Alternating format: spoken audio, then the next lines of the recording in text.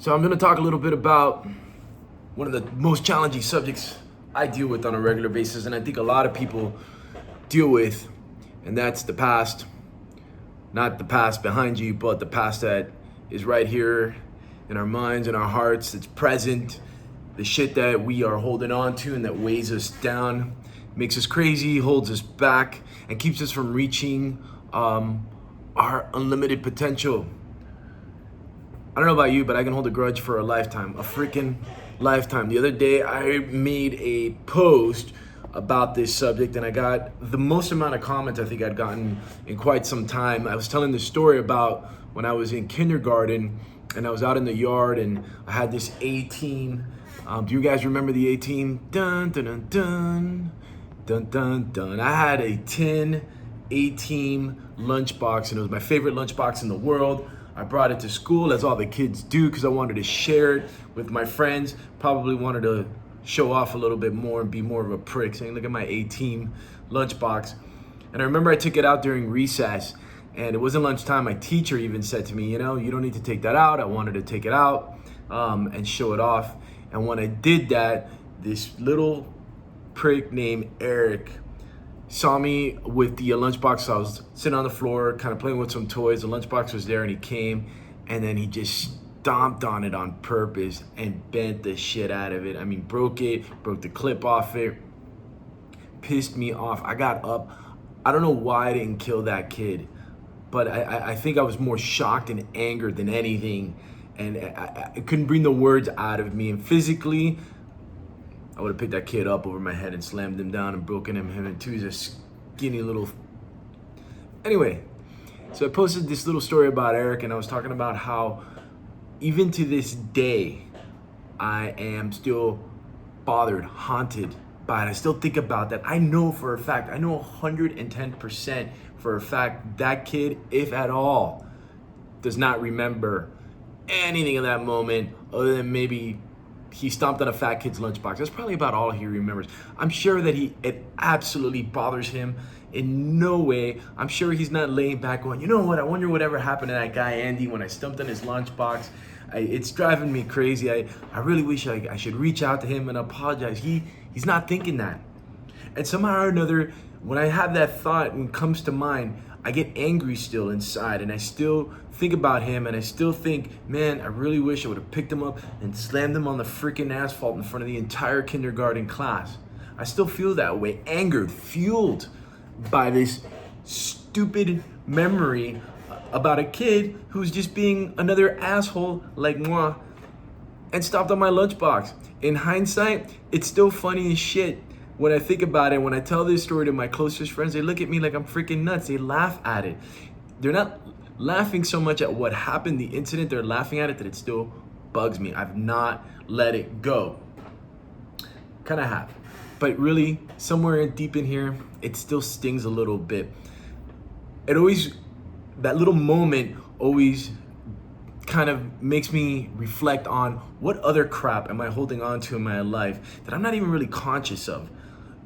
People talk about abandonment issues and things like that, and the things that might have happened to them in their past. Their parents broke up, or their dad stopped talking to them, or their mom stopped talking to them, or both of them stopped talking to them. I have so many friends out here that have told me these horrible stories about their parents stopped talking to them just because they came out of the closet, they were gay or a lesbian, or parents stopped talking to them because they wanted to be, I don't know, a doctor, whatever it is.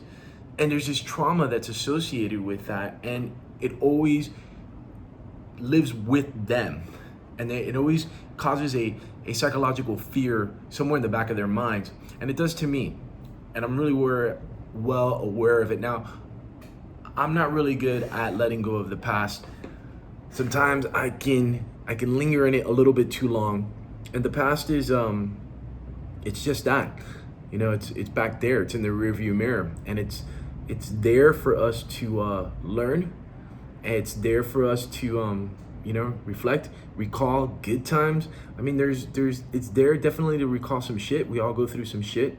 With Rebecca, the fact that she lost her mom, that is a clear wound in her past, and it affects her to this day. But Even though, as much as I'm sure she always says she'd love to have her mom around, the fact that she's as loving and kind as she is, and thoughtful and considerate, and probably more aware that life is very precious, it can be taken away from you at any moment, is what makes her the amazing person that she is. So, loss, the past, these are things that affect us presently. And a lot of times the grudges, the anger, the pain, the suffering, the why me, turns into the woe's me. And that turns into like a long conversation about, why the world sucks or God doesn't love me. And these types of conversations that I just, to this day, hate having with anybody. I'll give it to my buddy once, a friend once. I'll let them air it out. Look, I give myself permission every day, to feel a little blue. Usually it happens in the morning. I tuck myself up into a ball. I give myself a moment there to just say, yeah, I'm sad, and then I just let that shit go and I fly out of bed. Because my kid, he ain't got time for that shit. Rebecca, she ain't got time for that shit. My clients, they don't got time for me to be blue. And me personally, I'm just not blue by nature. I am a happy guy. That happiness sometimes needs to be a decision. That happiness is something that I manifest in myself. And honestly, the more that I've been doing this in my life, the better my life has improved.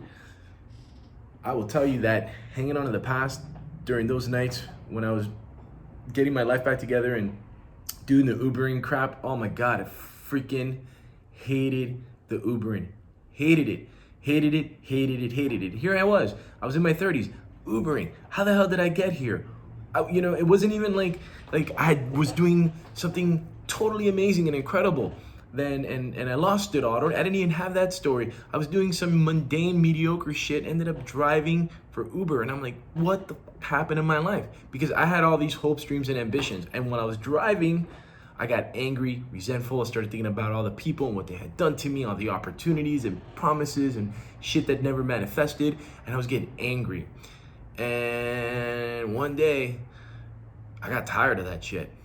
And I realized that, the world doesn't owe me crap. It doesn't owe you shit. It ain't gonna give you shit, especially if you're in a bad mood. Who wants to be around somebody that's in a bad mood all the time? Who wants to be with a Debbie Downer? Who wants to be with somebody that's always just, the world sucks, this sucks, that sucks, God doesn't talk to me, nobody listens to me, nobody cares. Who wants to be around that person? If somebody is listening to you say that shit, that's a person who cares. So you already got that, at least that one person who's listening to you. If somebody is giving you their ear to listen to your bullshit, that's one person that cares. Just saying, it is. So I want to just circle back before I start off the subject. The past can weigh you down. It'll weigh you down. And you know what? 99% of the time, it doesn't serve you. Unless your past is serving you in a way that's positive, even something that is harsh, like this kid stepping on my lunchbox. You know what I took from that? I realized that what was my role in the situation? What could I have done to avoid that entire situation? And the fact is, it wasn't fucking lunchtime. It was recess. Teacher even said to me, don't bring it out there. And I did anyways. Eric stomped on it. Who's bad? My bad. Shouldn't have brought that fucking lunchbox out there. I would have had my A-team lunchbox. It'd probably be a collectible right now worth $25,000. I don't know. I probably would have lost it the year later. Doesn't matter. It still weighs on me to this day. I'll leave you with this. The more responsibility I take for anything that happens in my life, the better I feel about things. Now, earlier when I was talking about depression, I'm not talking about like that chemical depression. I'm not talking about like people that, have those issues. I'm talking about like the blues or the woe's me or, my life sucks, that kind of depression. Look, it's in your control. You make decisions, and those decisions, you live by those decisions, you die by the decisions. If you want to take responsibility for all the good things that happen to you, people always do that. Oh, look what we did. Look what happened. Look what I did. All your accomplishments, you post them up on Facebook, you post them up on Instagram. Awesome. You want to take responsibility for all that shit? You got to take responsibility for all the shit, all the negative stuff, all the pitfalls, the failures, the things that don't go well. You got to take responsibility for all of that as well. As a matter of fact, somewhere in the last like several years of my life, I don't know if it's my, athletic background or what, but I made this decision. With me and my team, people that I work with my family, anything that goes wrong, guess whose fault it is? This guy. Something shitty happens, my fault. I don't care what it is.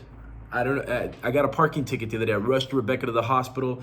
I left my car parked in the street. I got a parking ticket.